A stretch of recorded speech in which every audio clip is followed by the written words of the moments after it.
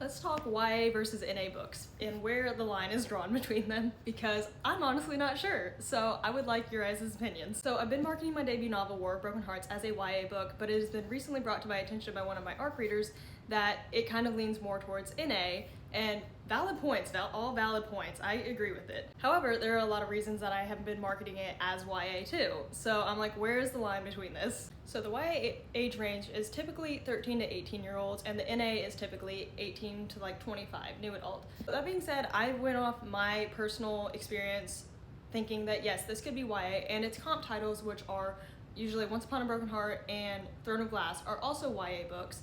So that is why I consider it YA. This is clean, there's no smut in it, there is suggestive dialogue. However, the amount of violence and war descriptions in here is what kind of puts it toward the more mature side. However, I was thinking, two of my favorite series, Six of Crows, Throne of Glass, are YA, and those deal with heavy topics of war and violence too. So that's why I thought, okay, this would be alright as a YA book. Because most of the time, people discussing YA or NA is the smut aspect of it. I've had multiple people ask me, be like, hey, I'm this age, or my daughter or son or whatever is this age, is there any smut in it? The smut part is what most people are concerned about with the age rating of books, not the violence, so that's why I really didn't take into consideration of the gore and violence in my book. And also the ages of my main characters are a little bit older at 19 instead of at like the 16, 17, 18 of a YA book. But again, with the violence aspect of it, I was like, I loved Hunger Games, Maze Runner, Divergent, Six of Crows, Throne of Glass.